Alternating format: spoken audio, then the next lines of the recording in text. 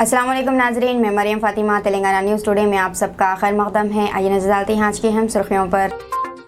आलमी boxing champion Nikhat Zareen national boxing tournament मुकाबलों में क्वार्टर फाइनल में पहुंच गई हैं। आंध्र प्रदेश हुकूमत ने पुलिस भर्ती के लिए उम्र की हद में 2 साल की नरमी का किया फैसला। हैदराबाद में नया घर बनाने वालों से रकम का मुतालबा करने वालों के खिलाफ शिकायत दर्ज कराने सिटी पुलिस कमिश्नर ने जारी किया व्हाट्सएप नंबर। आदिलाबाद में जिस्म फरोशी के अड्डे का पर्दाफाश, खातून दलाल फरार। आंध्र प्रदेश हुकूमत ने पुलिस भर्ती के लिए उम्र की हद में 2 साल की नरमी का फैसला किया है। Chief minister Y S Jaganmohan Reddy ने उम्र की हद में नरमी करने से इत्तेफाक किया है और कांस्टेबल उम्मीदवारों की दरख्वास्त के मुताबिक मुस्बित फैसला किया है। कांस्टेबल मुलाजिमत के ख्वाहिशमंद ने उम्र की हद में इजाफा करने और इन्हें अहल बनाने की हुकूमत से की गई अपीलों पर CMO हुकाम के साथ मीटिंग की। इस पस मंजर में हुकूमत ने उम्र की हद में 2 साल का इजाफा करने के अहकाम जारी किए हैं। रियासती हुकूमत ने 6511 पुलिस पोस्टों को भरने का अमल शुरू किया है। इनमें SI की 411 और कांस्टेबल की 6100 पोस्टें हैं। मालूम है कि AP पुलिस रिक्रूटमेंट बोर्ड ने इस हद तक एक नोटिफिकेशन जारी किया है। कांग्रेस के सीनियर लीडर दिग्विजय सिंह ने जुमे को पार्टी लीडरों के डर कारकुनों से कहा है कि वो मीडिया में पार्टी बहरान पर बात ना करें। ये बयान पार्टी के चंद रहनुमाओं की जानिब से पार्टी में बहरान के बारे में मीडिया के खुलकर बात करने के बाद आया है। कायदीन ने तेलंगाना प्रदेश कांग्रेस कमेटी के सरबराह रेवंत रेड्डी की क़यादत के बारे में अपने ख्यालात का इजहार किया। इनमें से कुछ ने नाराजगी का इजहार किया और कुछ ने इल्जाम लगाया कि रेवंत ने मुबैना तौर पर ऐसे ओहदों की सिफारिश की है जो तेलुगु देशम पार्टी से कांग्रेस में शामिल हुए हैं। इनमें से बाज ने कमेटी मेंबरान की फहरिस्त में शामिल ना होने पर नाराजगी जाहिर की है। हाल ही में कांग्रेस के तकरीबन 13 MLAs ने तेलंगाना कांग्रेस यूनिट को चौंकाते हुए ओहदों से इस्तीफा दे दिया। मीडिया से बात करते हुए दिग्विजय ने BRS पर तनकीद की और कहा है कि तेलंगाना की तश्कील की बुनियादी वजह कांग्रेस है। इन्होंने कहा है कि कांग्रेस के बगैर तेलंगाना नहीं है। आवश्यक है और एकता के माध्यम से ही हम लोग इन भ्रष्ट और इन सत्ता लोलुप्त पार्टियों को हरा सकते हैं। कई बार पत्रकार मुझसे कहते थे कि विपक्ष ठंडा क्यों पड़ा है, कांग्रेस सड़कों पर क्यों ना है। अब हम सड़कों पर हैं लेकिन मीडिया फिर चुप क्यों है। आप सभी लोग कहते थे कि भाजपा के खिलाफ इतना माहौल है, कांग्रेस चुप क्यों है, सड़कों पर क्यों ना है। नहीं है, अब हम सड़कों पर हैं तो आप क्यों चुप है। आप भी कुछ हमारी मदद करिए, निष्पक्ष मदद करिए। हम कोई एहसान आप पर से नहीं लेना चाहते। जो जन समर्थन मिल रहा है उसको दिखाया क्यों नहीं जा रहा है, उसको बताया क्यों नहीं जा रहा है। इस मामले में आप सबसे यही प्रार्थना है। आप सब लोग यहां पधारे, आप सबका आभार। आज PV नरसिम्हा राव जी की पुण्यतिथि है। हम इस अवसर पर उनको अपनी विनम्र श्रद्धांजलि देते हैं और निजी तौर पर मुझ पर उनकी सदैव बड़ी कृपा रही है और उनका बड़ा प्रेम मुझे मिला। आज हम उनको स्मरण करते हुए राज्यसभा की कार्रवाई गैर मामूली मुद्दत तक के लिए मुलतवी। धनखड़ ने कहा है कि बतौर चेयरमैन पहले इजलास में बहुत कुछ सीखा है। राज्यसभा के 258वें इजलास की कार्रवाई जुमा को गैर मामूली मुद्दत तक मुलतवी कर दी गई। राज्यसभा के चेयरमैन जगदीप धनखड़ ने वक्फे सिफर के दौरान ऐवान की कार्रवाई गैर मामूली मुद्दत के लिए मुलतवी करने का ऐलान किया। पार्लियामेंट का सरमाया इजलास 7 दिसंबर से शुरू हुआ था। इस दौरान कुल 13 मीटिंगें हुई। इस इजलास में कल नोबल मंजूर किए गए जिनमें 160 अरकान ने बहस हिस्सा लिया। इजलास में वक्फे सिफर की कार्रवाई हुई और वक्फे सिफर के दौरान 106 मामलात उठाए गए। अब वो हवा में तब्दीली पर 3 घंटे की मुख्तसर बहस भी हुई। इजलास के दौरान 1 घंटा 45 मिनट तक हंगामा भी हुआ। Honourable doctor Keshav casting aspersions will not take place at all. This is about a simple proposal made. Anything spoken outside, Okay. let us not make it controversial as far as this house is concerned. Okay. The house is only concerned Thank about you, what Dr. happens Keshav. within the house. Thank you, not what Dr. happens Keshav. outside the house. Thank This you. has been Thank the you. procedure, this has been the ruling. Thank you, Dr. Very Keshav. released. Thank you. Honorable members, please.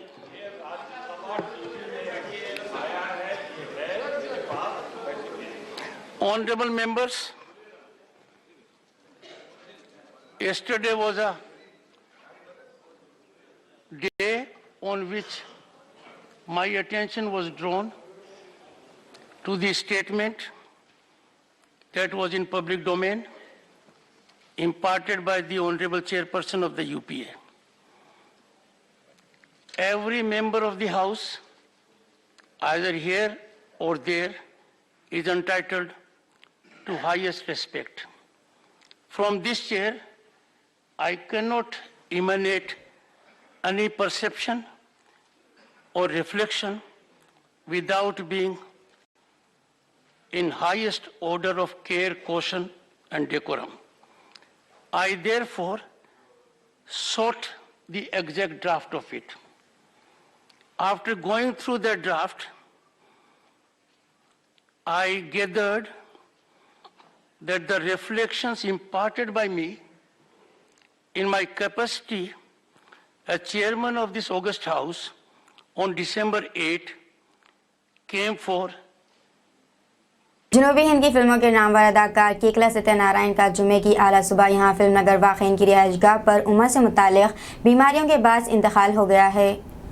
इनकी उम्र 87 साल थी और इनके पसमानदगान में इनकी अहलिया नागेश्वर अम्मा, 2 बेटे और 2 बेटियां हैं। इनकी आखिरी सुमात कल हैदराबाद के महाप्रस्थानम में अदा की जाएंगी। सत्यनारायण की पैदाइश गाँवथराम ज़िले कृष्णा आंध्र प्रदेश में हुई और विजयवाड़ा और गोड़ा में तालीम हासिल की। इन्होंने 1959 में फिल्म सिपाही कटोरों से फिल्म इंडस्ट्री में कदम रखा और तकरीबन 6 दहाइयों पर मुहित कैरियर में 770 से ज़्यादा फिल्मों में काम किया। इन्होंने सीनियर NTR के साथ भी काम किया। इन्होंने फिल्मों में मुख्तलिफ किस्म के किरदार अदा किए, ख़ासतौर पर यम का किरदार जो नाज़रीन ने काफ़ी पसंद किया। अदाकारा के अलावा इन्होंने अपने होम बिजनेस माँ फिल्म्स के तहत कई फिल्में भी प्रोड्यूस की। ఈ రోజున తెలుగు సినీ పరిశ్రమ కోల్పోయింది వందల చిత్రాల్లో నటించిన ఒక గొప్ప మహానటుడిని కాదు, మాకు సంబంధించి మా కుటుంబ సభ్యుడు, మా కుటుంబ పెద్ద, మన తమ్ముడు అంటూ ఆప్యాయంగా పిలిచే ఒక అన్నయ్యని నేను కోల్పోయినట్టు భావిస్తున్నాను. ఇది వాళ్ళ కుటుంబానికి ఎంత తీరని లోటో మా వరకు మాకు కూడా ఇది అంత తీరని లోటు. రామలింగ గారి కుటుంబానికి అతి దగ్గరగా ఉన్నటువంటి సత్యనారాయణ గారి ఫ్యామిలీ కూడా తర్వాత మాకు అంత అతి దగ్గర అయ్యారు. సోదర ప్రేమను కనపరుస్తూ వాళ్ళ తమ్ముడిలాగా నన్ను ఆయన ఎంతో దగ్గర చేర్చుకునేవారు. ఆయనతో నటించినటువంటి ప్రతి సినిమా నాకు ఒక తీపి జ్ఞాపకం, జీవితంలో మర్చిపోలేను. అలాగే వ్యక్తిగతంగా కలిసినప్పుడు కూడా ఆయన చూపించే ప్రేమ వాత్సల్యాలు కూడా నేను ఇప్పుడు మర్చిపోలేను. అందుకనే నాకు ఆయన కనిపించాలి, ఆయన చూడాలి అన్నప్పుడల్లా వారి బర్త్డే సందర్భంగా వారి ఇంటికి వెళ్ళటం, ఆయనకి పుష్పగుచ్చాలు ఇచ్చే, ఆయనకి విషెస్ తెలియజేయటం, ఆయన బ్లెస్సింగ్స్ తీసుకోవడం నేను అలాగే చేస్తుండేవాడిని. ఆ రోజు ఆయన ఎంత కల్మషం లేని మనిషి అంటే, ఎంత స్వచ్ఛమైన మనసు అంటే, ఆయనతో షూటింగ్ చేస్తున్నప్పుడు ఒక పసిపిల్లవాడితో చేస్తున్నట్టుగా అనిపిస్తుంది తప్ప అంతటి గొప్ప నిష్కల్మషమైనటువంటి మనిషి ఆయన. ఆయన అలాగే భోజన ప్రియుడు కూడా. సురేఖ నేను వెళ్ళినప్పుడు ఆయన, అమ్మ నీ చేతితోటి ఉప్పు చేప వండి పెట్టమ్మా, అది తినాలనిపిస్తుంది అంటూ నోరు ఊరుతుంది. అంటే ఎందుకంటే ఈవేళ చేసి పంపిస్తానంటే వద్దమ్మా, తినేలాగా ఓపిక లేదు అన్నారు 2 years బ్యాక్. ఆ తర్వాత మొన్న వెళ్ళినప్పుడు ఏమంటే అడిగారు ఏదైనా చేసి పంపించమంటావా అంటే ఆయన వెంటిలేటర్ మీద ఉన్నారు, తినే పరిస్థితి కాదు అని అన్నాం. ఆయన అంత ఇదిగా మా కుటుంబంతో అంత ఇది ఉంటుంది. అంత ఈ రోజున అలాంటి మనిషిని మేము దూరం చేసుకోవడం అనేది మా వరకు మాకు చాలా దురదృష్టంగా భావిస్తాను నేను. బట్ ఎక్కడున్నా సరే ఆ మహానుభావుడి ఆత్మకు శాంతి చేకూరాలని వాళ్ళ కుటుంబ సభ్యులకి నా ప్రగాఢ సానుభూతిని తెలియజేస్తున్నాను. हैदराबाद में नाला के ऊपर की सड़क अचानक मुनद्दम हो गई, गाड़ियां गिर पड़ी और मुतअद्दिद अफराद जख्मी हो गए। हैदराबाद की हल्का असम्बली गोशा महल में वाक़ चाकनावाड़ी में एक बड़ा हादसा पेश आया है। ताहम इसमें किसी भी तरह के कोई जानी नुकसान की इत्तला नहीं मिली। एक बड़ा नाला अचानक मुनद्दम हो गया, यानी कि नाले के ऊपर तामीर करदा सड़क अचानक बैठ गई, जिसकी वजह से नाले के ऊपर बनी पुख्ता सड़क पर रखी गई गाड़ियाँ और वहाँ पर मौजूद दुकानात नाले में गिर पड़े। इस हादसे में 22 अफराद के ज़ख्मी होने की इत्तलात है और मज़ीद तफसीलात का इंतज़ार है। इसके बाद में फिर आज 2009 में नाला बना और आज ये नाला गिरे सर। अच्छी बात यह है कि अगर ये नाला शाम में गिरता तो बहुत से लोग घायल हो सकते थे, बहुत से एक बड़ा हादसा हो सकता था। दुर्भाग्य है कि ये नाला और गोशामहल में ऐसे कई पुराने नाले हैं जिनको आइडेंटिफाई करके हमने मिनिस्टर केटीआर जी को और म्युनिसिपल मिनिस्टर साथ में कमिश्नर जी को भी एक लिखित रूप में पत्र दिया गया था कि ये पुराने नाले हैं, कभी भी गिर सकते, डैमेज हो सकते। ये स्लैब निकालकर न्यू स्लैब डालना बोलकर हमने कईयों बार रिक्वेस्ट लेटर दिया है, लेकिन दुर्भाग्य है कि जो म्युनिसिपल का जो बजट है वो मुख्यमंत्री पता नहीं कहां पर यूज कर रहे हैं। लेकिन आज जो तेलंगाना का यानी हैदराबाद का जो म्युनिसिपल है वो कंगाल म्युनिसिपल बन चुका है। ना रोड का डेवलपमेंट हो रहा है और ना ही नालों का डेवलपमेंट हो रहा है। सर, यहाँ के लोगों का कहना है कि जीएचएमसी का जो भ्रष्टाचार है उसी की वजह से हादसा हुआ है। अगर पहले ही इस तरह के काम कर लेते तो शायद ये हादसा नहीं हो पाता। ये कहाँ तक क्या बिल्कुल, क्योंकि नाले का जो थिकनेस दिख रहा है, ओपनली नाले का थिकनेस दिख रहा है। रॉड जो है जितना रॉड होना चाहिए था उतना तो रॉड नहीं दिख रहा। ये 2009 में नाला गिरे सो ही है और ये आज नाला बिल्कुल भी डैमेज हो गया। मैं समझता हूँ क्वालिटी में भी वो समय पर कहीं ना कहीं चूक हुई और वो समय पर शायद करप्शन भी हुआ है, जिसके कारण आज ये नाला गिर चुका। आलमी boxing champion Nikhat Zareen national boxing tournament मुकाबलों में क्वार्टर फाइनल में पहुंच गई हैं। आलमी boxing champion Nikhat Zareen national boxing tournament के क्वार्टर फाइनल में पहुंच गई हैं। जुमेरात को निखत ने भोपाल में मुनक़्क़िद होने वाले टूर्नामेंट के खवातीन के 50 किलोग्राम प्री क्वार्टर मुकाबले में एवा मारबियानिंग मेघालय के खिलाफ 0-5 से कामयाबी हासिल की। पहला राउंड आराम से जीतने वाली निखत ने प्री क्वार्टर में भी यही रफ्तारी से जारी रखी। हरीफ को कोई मौका न देने वाले तेलंगाना के इस स्टार ने एक तरफा मैच जीत लिया। दिगर मुकाबले में मंजूरियानी 48 किलोग्राम, ज्योति गलिया 52 किलोग्राम, सिमरन 48 किलोग्राम, देविया 54 किलोग्राम ने जीतकर क्वार्टर फाइनल में दाखिला लिया। हैदराबाद में नया घर बनाने वालों से रकम का मुतालबा करने वालों के खिलाफ शिकायत दर्ज कराने सिटी पुलिस कमिश्नर ने जारी किया एक व्हाट्सएप नंबर।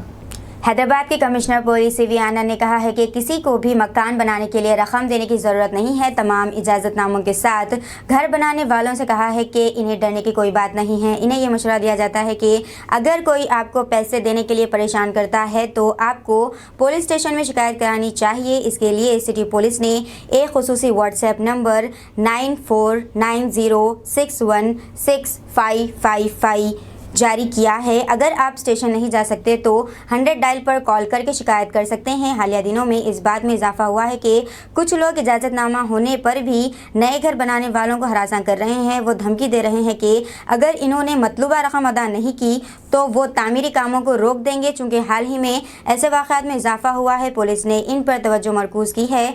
घर बनाने वालों की मदद के लिए एक व्हाट्सएप नंबर दस्तियाब कराया गया है। तेलंगाना में ग्रुप 4 की मुलाजमतों के लिए दरख्वास्तें दाखिल करने की तारीख तब्दील कर दी गई है।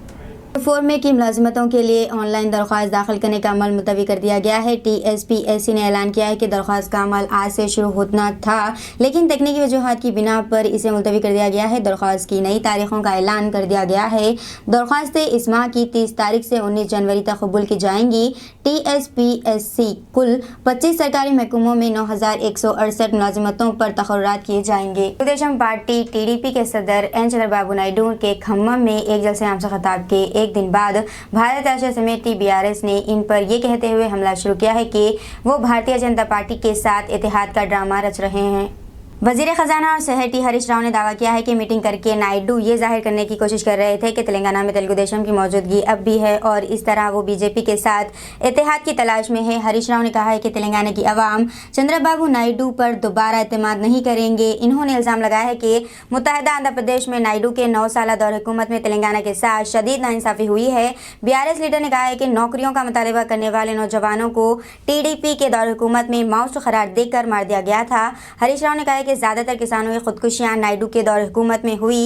इन्होंने इल्ज़ाम लगाया है कि टीडीपी सरबराह ने तमाम तबक़ात के साथ नाइंसाफ़ी की है। పలిగిపోయిన బుడ్డెడు పాలిచ్చిందట గట్లున్నది చంద్రబాబు గారు మాట్లాడింది. అసలు నిన్ను ఆంధ్రప్రదేశ్ ప్రజలే నీ పాలన బాగలేదని చిత్తుగా ఓడించి ఎల్లగొడితే గీడికి వచ్చింగా నువ్వేమో చేస్తా అని మాట్లాడతావు. అసలు ఉమ్మడి ఆంధ్రప్రదేశ్ లో తెలంగాణ ప్రాంతం అత్యధికంగా దోపిడీకి గురైందంటే, అత్యధికంగా నిర్లక్ష్యానికి గురైందంటే అది చంద్రబాబు 9 ఏళ్ల పాలనలో జరిగింది. एनडीए हुकूमत पर किसान मुखालिफ और कॉरपोरेट हामी होने का इल्ज़ाम लगाते हुए टीआरएस एमएलसी के कविता ने जुमेरात को कहा है कि बीजेपी जो चौकीदार होने का दावा करती है इस वक्त सो रही थी जब बैंकों के कॉरपोरेट लोन डिफाल्टर अवाम के पैसे लूट रहे थे। राज्यसभा में एक हालिया जवाब का हवाला देते हुए इन्होंने दावा किया है कि मुल्क में कॉरपोरेट्स 19,40,000 करोड़ रुपए के कर्जे माफ़ कर दिए गए हैं। एमएलसी के कविता ने निज़ामाबाद में सहाफ़ियों से बात करते हुए कहा है कि इस मुल्क के अवाम से मेरी मुखलिसाना दरख्वास्त है, हमें अब ये समझ लेना चाहिए कि अवाम पार्टी हुकूमत जो दावा करती है कि वो इस मुल्क में चौकीदार होंगे वो सो रहे थे जब कॉरपोरेट्स इस मुल्क को लूट रहे थे और जा रहे थे। हमें सोए हुए चौकीदारों की ज़रूरत नहीं है, हमें ज़िम्मेदार नेता की ज़रूरत है ताकि इस बात को यकीनी बनाया जा सके कि इस मुल्क की दौलत इसी मुल्क में रहे। इन्होंने ये भी कहा है कि अगर एनडीए हुकूमत मुखलिस है तो इसे इन तमाम लुटेरों को मुल्क में वापस लाना चाहिए। इन्होंने मज़ीद कहा है कि किसानों गरीब आवाम पर बोझ डालना और दूध और दही जैसी ज़रूरी अशिया पर टैक्स लगाना मुल्क की क़यादत का सही रास्ता नहीं है। कि कविता ने वज़ीर-ए-आज़म नरेंद्र मोदी पर तनक़ीद करते हुए कहा है कि इनकी गलत पॉलिसियों से मुल्क गैर यकीनी सूरत हाल व मुआशी बहरान पैदा हुआ है, रुपये की कदर घट रही है, बेरोज़गारी, अशियाए ज़रूरिया, पेट्रोल, डीजल, पकवान गैस की कीमतों में बेतहाशा इजाफा हो गया है जिससे गरीब और मुतवस्तित तबके के अवाम बहुत ज़्यादा परेशान हैं। हम आज ये कहना चाहते हैं कि हमारे तेलंगाना में कल हर एक डिस्ट्रिक्ट हेडक्वार्टर में फार्मर्स का प्रोटेस्ट होने वाला है, क्योंकि जो नरेगा के साथ एग्रीकल्चर को मिलाने का हमारा डिमांड था, उस स्कीम में जितने भी तेलंगाना को पैसे मिले थे वो वापस देने की आज भारतीय जनता पार्टी सरकार बात कर रही है और हम इस बात से सहमत नहीं है। हमारी मांग ये है कि महात्मा गांधी नरेगा स्कीम और एग्रीकल्चर दोनों को मिलाना चाहिए। खेती बाड़ी और महात्मा गांधी नरेगा स्कीम को जोड़ेंगे तो खेती का खर्चा कम होगा, फार्मर के लिए बहुत प्रॉफिटेबल होगा। तो ये हमारा डिमांड है। इसीलिए हम ये मांग करते हैं बीआरएस पार्टी से कि भारतीय जनता पार्टी अभी तो फार्मर्स के बारे में सोचे। जिस पार्टी ने ये दावा करके सत्ता में आया है कि हम इस देश के लिए चौकीदारी करेंगे, ये लोग सो रहे थे जब हमारे देश से पैसा लूट के बड़े बड़े बिजनेस वाले चले गए थे। कल 2 दिन पहले पार्लियामेंट में राज्यसभा में इन्होंने आंसर ये दिया है कि 19 लाख करोड़ रुपए इन्होंने वो लुटेरों के लिए बैंकों का कर्जा माफ किया है। मैं आज मोदी जी से ये पूछती हूँ, ये सवाल उनसे करना चाहती हूँ, जो आप काला धन वापस लेके आने वाले थे वो तो आया नहीं है, लेकिन अपनी देश के खुद का पैसा 19 लाख से ज्यादा, 19 लाख करोड़ों से ज्यादा जो लुटेरे लेके गए, कम से कम उनको तो लेके आइए, क्योंकि बैंकों में आपने जो कर्जा माफ किया है ये किसका पैसा है? ये आम आदमी का पैसा है। जो टैक्स आपने दूध पे डाला है, जो टैक्स आपने सब्जी पे डाला है, जो टैक्स आपने पेट्रोल पे बढ़ाया है दाम, इन सब का पैसा आज बैंकों में है। वो बैंकों का पैसा जिन लुटेरों ने लूटा है, आपने उनका कर्जा माफ कर दिया। तो मैं ये आज मांग करती हूँ, आप रैयतों के साथ खड़े रहिए, गरीब लोगों के साथ खड़े रहिए, कॉरपोरेट के साथ, व्यापारवेत्ताओं के साथ खड़े रहने से देश का भला नहीं होने वाला है। बीआरएस पार्टी आज ये डिमांड करती है महात्मा गांधी नरेगा और खेतीबाड़ी को जोड़ा जाए। इस देश के लिए ये बहुत अच्छा होगा। Thank you so much. जय तेलंगाना, जय भारत। मजलिस व रुकन पार्लियामेंट हैदराबाद बैरिस्टर असदुद्दीन ओवैसी की दुख्तर की शादी चीफ मिनिस्टर चंद्रशेखर राव के अलावा दीगर शख्सियात शरीक। सदर कुल हिंद मजलिस इत्तेहाद मुस्लिमीन व रुकन पार्लियामेंट हैदराबाद बैरिस्टर असदुद्दीन ओवैसी की दुख्तर की शादी में चीफ मिनिस्टर के चंद्रशेखर राव, वज़ीर दाखिला मोहम्मद महमूद अली, चीफ सेक्रेटरी सोमेश कुमार और टीआरएस के बेशतर वज़रा और अरकान मुखन्नना ने शिरकत की और बैरिस्टर असदुद्दीन ओवैसी, जनाब अकबरुद्दीन ओवैसी कायद मजलिस मुखन्नना पार्टी और जनाब Burhanuddin Owaisi editor in chief रोजनामा एतमाद को मुबारकबाद पेश की। सदर मजलिस बैरिस्टर असदुद्दीन ओवैसी MP की दुख्तर की शादी जनाब मिर्ज़ा फहद अहमद बेग, फर्जंद जनाब मिर्ज़ा मुल्ला जीशान अहमद के साथ सदर मजलिस की क़यामगाह वाक़ शासीपुरम में अंजाम पाई। महफिल अक़द मुख्तसर अंदाज में मुनक़्क़िद हुआ। मौलाना मुफ्ती खलील अहमद शेखुल जामिया जामिया निज़ामिया ने खुतबा निकाह पढ़ा और दुआ की। सियासी क़ायदीन, आला अहदेदार, उलमा इकराम, मशाइख़ उज़्माम और रिश्तेदारों की मुख्तसर तादाद शरीक थी। गले में पेंसिल का छिलका फंस जाने से 6 साला बच्ची की मौत वाक़ हो गई है। रियासत उत्तर प्रदेश के हिमीरपुर ज़िले में गले में पेंसिल का छिलका फंस जाने से 6 साला बच्ची की दर्दनाक मौत हो गई है। ये वाक़या रत कोतवाली शहर के पहाड़ी वीर गांव में पेश आया है। लड़की के वालिद का नाम नंद किशोर है। लड़की गांव के प्राइमरी स्कूल में पहली जमात की तालिबा है। लड़की के वालिद नंद किशोर के मुताबिक इनके तीनों बच्चे गाँव के प्राइमरी स्कूल में पढ़ते हैं। तीनों बच्चों को स्कूल से होमवर्क दिया गया था। सब बच्चे होमवर्क मुकम्मल करने के लिए घर की छत पर चले गए थे।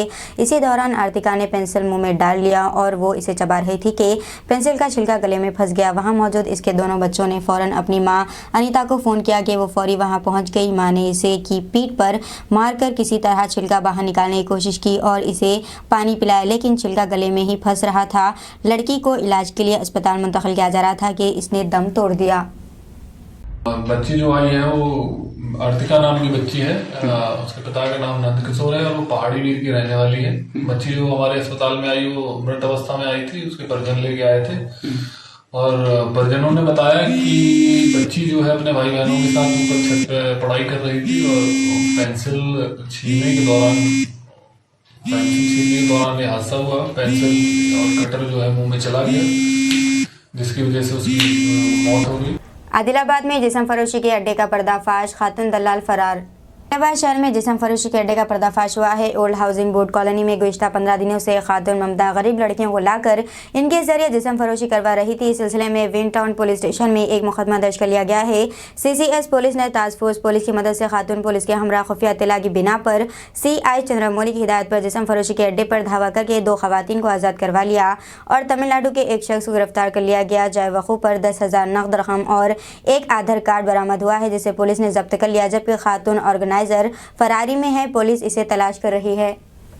सानिया मिर्जा हिंदुस्तान की पहली मुस्लिम खातून फाइटर पायलट बन गई हैं। उत्तर प्रदेश में मिर्जापुर के रहने वाले एक टीवी मैकेनिक की बेटी सानिया मिर्जा को हिंदुस्तानी फिजाइया ने फाइटर पायलट की तरबियत के लिए मुंतखब किया है, जबकि वो मुल्क की पहली मुस्लिम लड़की और रियासत की पहली IAF पायलट होंगी। सानिया मिर्जा मिर्जापुर देहात कोतवाली थाना इलाके के तहत जसवर गाँव के रहने वाली हैं। सानिया ने NDA के इम्तिहान में शानदार कामयाबी के जरिए ये पोजीशन हासिल की। सानिया ने न सिर्फ मुल्क का नाम रोशन किया है बल्कि कौम व मिलत का सर भी फख्र से बुलंद कर दिया है।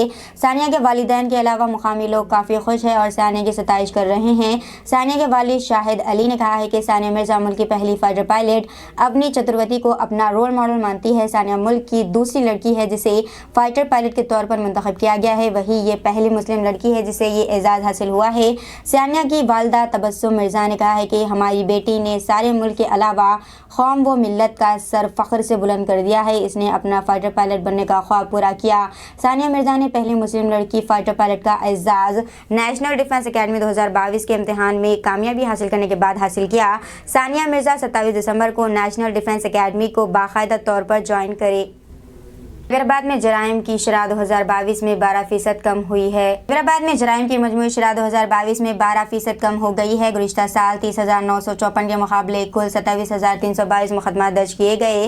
जायदाद के जराइम में 28% कमी हुई, जबकि जायदाद के जराइम की निशानदही में 14.6% इजाफा हुआ। खवातीन के खिलाफ जराइम में 8.34% नुमाया कमी आई है। सड़क हादसात में तकरीबन 19% कमी आई। ताहम साइबर क्राइम के वाक़यात में 25% इजाफा हुआ है।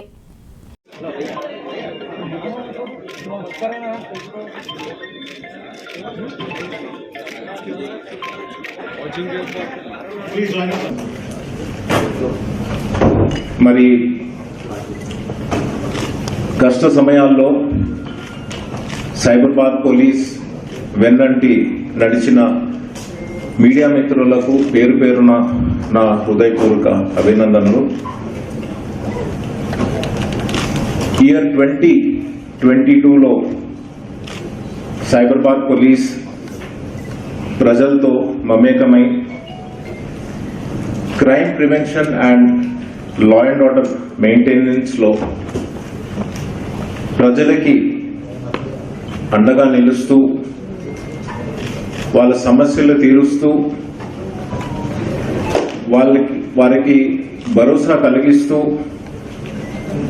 మరి అన్ని రంగాలలో సైబరాబాద్ పోలీస్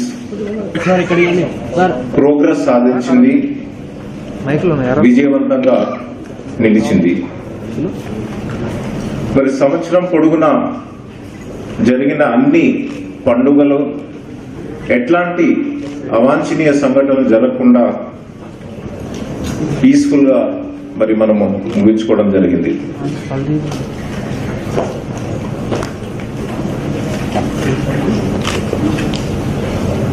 తెలంగాణ రాష్ట్ర ముఖ్యమంత్రి గారు మీ అందరికీ తెలుసు, పోలీస్ కి ప్రాధాన్యత ఇచ్చి పెద్దపీట వేసి మరి వెహికల్స్, ఎక్విప్మెంట్, మ్యాన్ పవర్ మాకు బాగా పుష్కలంగా ఇవ్వడం వల్ల ఈరోజు Cyberabad commissionerate Loni across the board मरकजी वज़ायत सेहत के आदाद व शुमार के मुताबिक हिंदुस्तान में 13 नए कोरोना वायरस के इन्फेक्शन दर्ज हुए हैं, जबकि फाल केसेस कम होकर 3380 हो गए हैं। कोविड केसेस की तादाद 4.66 करोड़ रिकॉर्ड की गई है। 9 अमवात के साथ मरने वालों की तादाद 5,30,690 है, जबकि 6 अमवात केरला के जरिए इस्लाह की गई। गुज़श्ता 24 घंटों में महाराष्ट्र से 2 और दिल्ली से 1 मौत की इत्तला मिली है। सुबह 8 बजे अपडेट करदा आदाद व शुमार के मुताबिक वजारत ने कहा है कि फाल केसेस का कुल इन्फेक्शन का 0.01% है, जबकि कौमी कोविड-19 से सेहतयाबी की शरह बढ़कर 98.80% हो गई है। 24 घंटों के दौरान फाल कोविड-19 केसेस लोड में 22% की कमी रिकॉर्ड की गई है। अमराबाद के जंगलात में पकड़े गए चीते को छोड़ दिया गया है। काजीपल्ली इंडस्ट्रियल एस्टेट संगारेड्डी में इरो ड्रग्स लिमिटेड के मैन्युफैक्चरिंग प्लांट को 16 दिसंबर की आधी रात को अमराबाद टाइगर रिजर्व के तहत मनोर के जंगली जंगल में छोड़ दिया गया। ये जानवर एक नर चीता था जिसकी उम्र 4 से 5 साल के दरमियान थी। मैन्युफैक्चरिंग प्लांट से तेंदुए को पकड़ने के बाद फॉरेस्ट हुकाम ने इसे हैदराबाद के नेहरू ज़ूलॉजिकल जू में मुंतकिल कर दिया था। तेंदुआ चिड़ियाघर में 3 दिन तक तिब्बी निगरानी में रहा और सेहतमंद होने की तस्दीक के बाद महकमा जंगलात के एहलकारों ने इसे अमराबाद टाइगर रिजर्व में छोड़ दिया। 16 दिसंबर की आधी रात को हेट्रो के अमले ने अपने लैब में एक तेंदुए को हरकत करते देखा। इन्होंने फौरी तौर पर तेंदुए के प्लांट एरिया के अंदर घूमते हुए वीडियो हासिल की और इसकी इत्तला डिस्ट्रिक्ट फॉरेस्ट ऑफिसर संगारेड्डी को दे दी।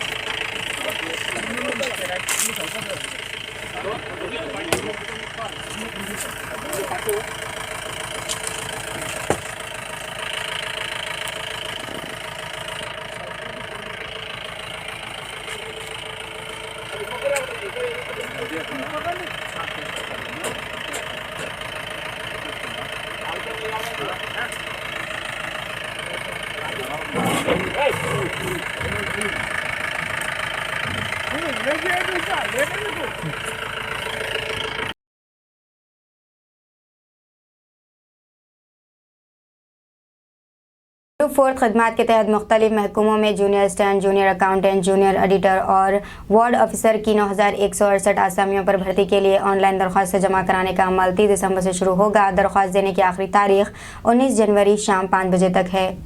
इससे कबल ग्रुप 4 खदमात की भर्ती के लिए रजिस्ट्रेशन 23 दिसंबर से शुरू होना था और आखिरी 12 जनवरी को होना था। Telangana state public services commission ने जुमा को तकनीकी वजूहात की बिना पर रजिस्ट्रेशन के आगाज़ की तारीख को 30 दिसंबर तक मुलतवी कर दिया। अहले उम्मीदवार कमीशन की वेबसाइट https://www.tspsc.gov.in पर दरख्वास्त दे सकते हैं।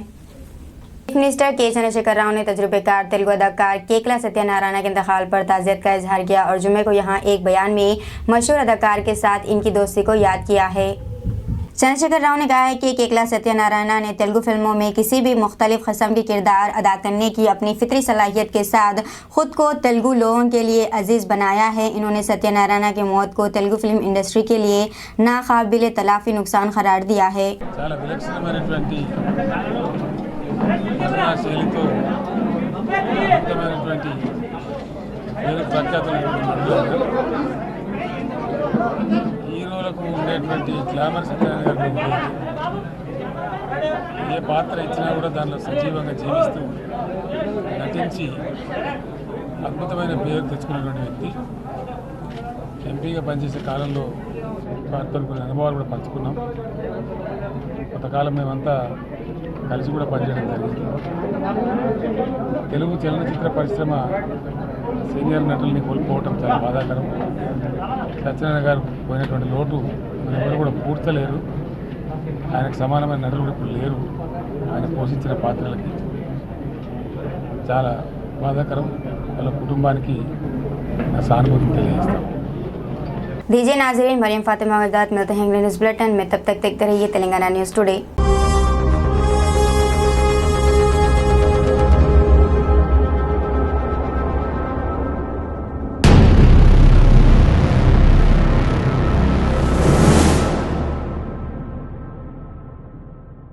अस्सलामुअलैकुम, हेलो हाय आदाब एवरीवन। दोस्तों मैं आपका दोस्त शहबाज खान, आप देख रहे हैं TNT न्यूज़ और देखते रहिए TNT न्यूज़। Thank you.